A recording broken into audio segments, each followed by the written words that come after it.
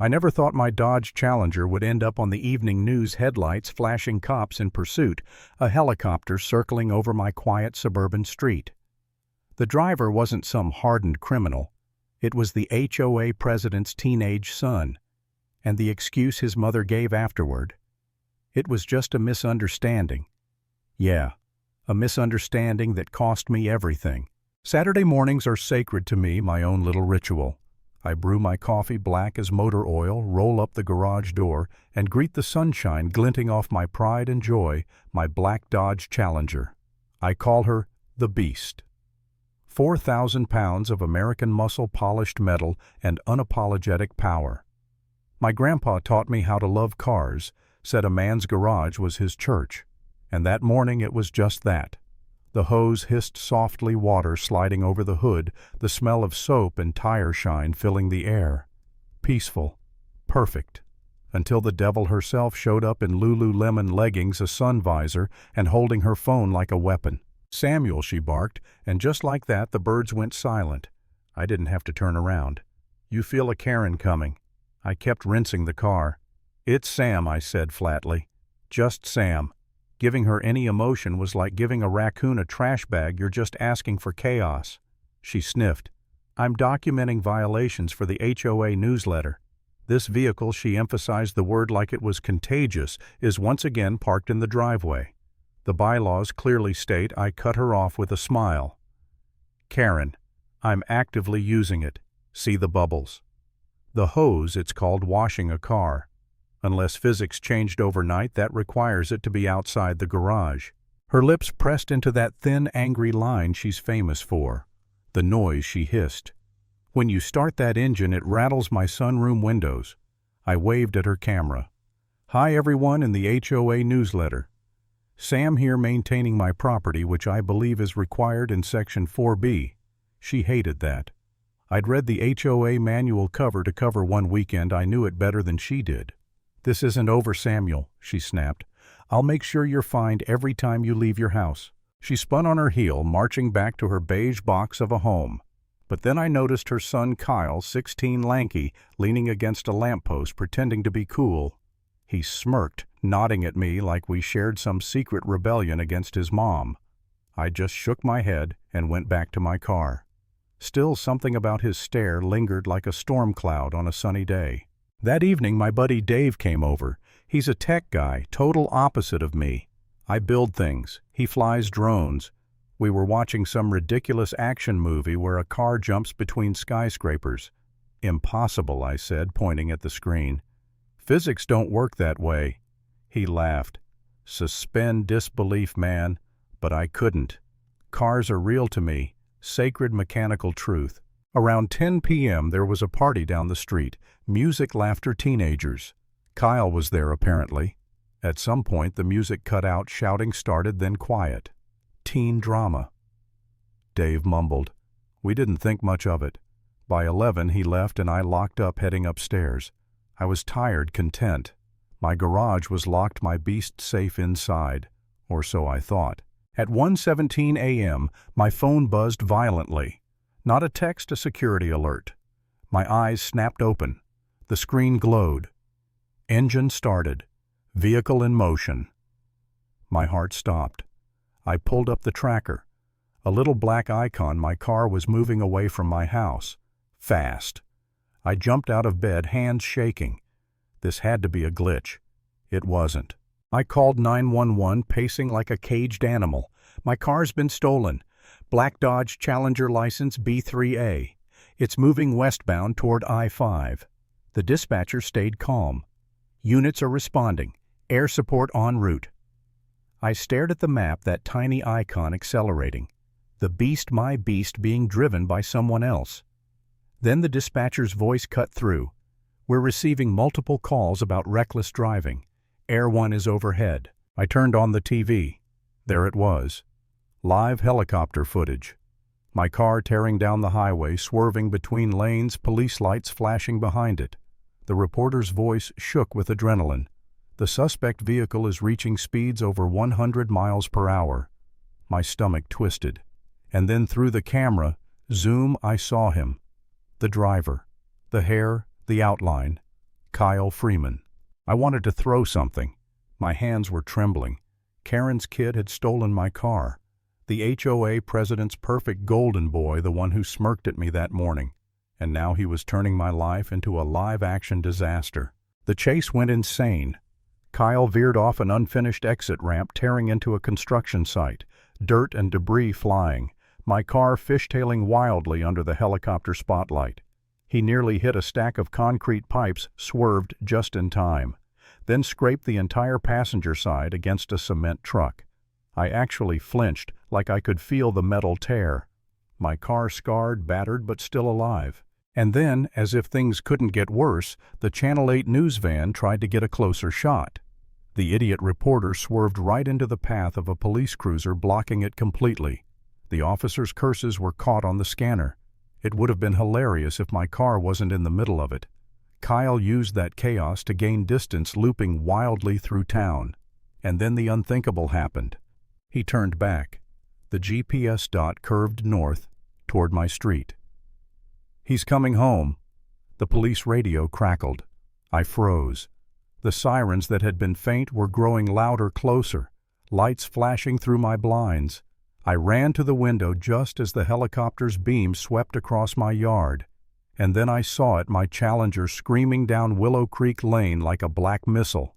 It was chaos, the roar of the engine, the wailing sirens, the blinding light. Kyle didn't brake. He hit the dead end by the community park too fast. The car skidded, spun sideways, and slammed into the giant oak tree. The sound, metal folding glass shattering, echoed down the block.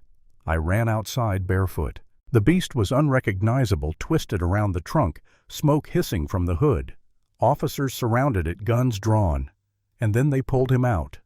Kyle, dazed, crying, his face ghost white. I barely processed the next part until I heard a scream slice through the night. "Kyle! Oh my God, Kyle!" Karen came running barefoot in a silk robe. 2 cops had to hold her back as she fought them, shrieking his name. The helicopter spotlight turned her suburban nightmare into a perfect cinematic humiliation. I stood there on my lawn, numb, staring at the ruins of my car. For a long moment there was only silence. Then reality crashed in. My car was gone, my peace gone, and the woman responsible for half the misery in this neighborhood was now sobbing in the street. By morning the adrenaline had burned out, leaving only exhaustion and anger. I met Sergeant Laura Chen, who led the investigation. Professional, steady, sharp eyes. "We identified the driver as Kyle Freeman," she said. "He claims he was being chased." I laughed bitterly. From where my garage, and right then, Karen stormed over, face red, tears streaked. "This is your fault," she spat. "Your car is dangerous. Why would you press charges against a child?" I looked at her, really looked. The entitlement, the arrogance, the desperate need to twist blame. "He's not a child," I said. "He's a thief. And yes, I'm pressing charges." She gasped like I'd slapped her. But I didn't care. Grand theft auto, reckless driving, evading police, all of it I told Sergeant Chen. He stole from my home and he could have killed someone. Chen nodded. "Understood, Mr. Michaels." That night I barely slept. A part of me wanted to give up, to let it go. Karen was powerful, connected. The HOA would circle the wagons for her. Who was I? Just a guy with a ruined car. For a minute I wondered if I was making things worse for myself, if I should have stayed quiet. But then I remembered my grandpa's words. Never start a fight, but always finish it. And I knew exactly what I had to do. The next morning I gathered proof. I pulled footage from my doorbell camera, grainy black and white but clear enough. Kyle, hoodie up, creeping into my driveway at 1:12 a.m., entering the garage code and slipping inside. Then I found a selfie posted from that night's party, some random girl smiling at the camera. And there, blurry in the background, was Kyle. In my kitchen. Same hoodie, neon green wristband from the party. My keys were 5 feet from where he stood. I handed both to Sergeant Chen, the footage and the photo. "Exhibit A and B," I said. She watched silently, eyes narrowing as the truth unfolded. "So much for being chased," she muttered. I didn't smile. I didn't need to. The truth was louder than any of Karen's excuses. Word spread fast. HOA gossip traveled quicker than Wi-Fi. By the time of Kyle's court hearing, everyone knew. Karen tried to hold her head high, but the cracks showed. Her son pleaded guilty. The judge didn't hold back license suspended until 21 full restitution for damages and 200 hours of community service. The location, the very park he crashed into. That's just as quiet, poetic, and complete. But I wasn't done yet. A month later, the HOA held its quarterly meeting. The clubhouse was packed, everyone eager to see how Karen would face the music. I stood, polite smile on my face. Hi, Sam Michaels, 124 Willow Creek. First, I want to thank law enforcement and Air One for their professionalism during our recent unauthorized vehicle relocation event. A few people laughed. Karen's jaw clenched. I was wondering. I continued, if the board plans to recommend residents use more secure garage codes. To prevent any future misunderstandings. The room broke into muffled laughter. Karen's face turned crimson. Thank you for your suggestion, she said through gritted teeth. We'll take it under advisement. I smiled. Glad to help.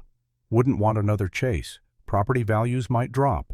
I walked back to my seat as the tension hung thick in the air. I didn't gloat. I didn't need to. Proof had already done the talking. Weeks later, I saw Kyle again wearing an orange vest picking up trash around the oak tree he'd smashed into. I watched quietly for a minute, then walked over. He froze when he saw me. I handed him a bottle of water. What do you want? He muttered. Nothing, I said. Just checking how the eyesore cleanup's going. He looked down, voice small. I'm sorry. I nodded. You're sorry you got caught. Learn from it, kid. Actions have consequences. I turned and walked away, the summer sun burning hot behind me. No anger left, just finality. When my new Challenger arrived, identical to the one I lost, I covered it with a bright neon yellow car cover that said in huge black letters, "Not an eyesore." Every Saturday morning I made sure it sat right in the driveway, gleaming under the sun. Karen never said another word. Sometimes I still drive to the end of the street to that old oak tree. The scar in its bark hasn't faded. Neither has the memory. I sit there in my car, listening to the low growl of the engine, thinking about everything. The theft, the lies, the chase, the proof. Karen had power, money, influence, reputation. But in the end, it wasn't power that won. It was proof. Quiet, undeniable, patient proof. Because when you have the truth on your side, you don't need to shout. You just need to stand your ground. Lesson. Proof is the loudest kind of silence. It makes every liar go quiet.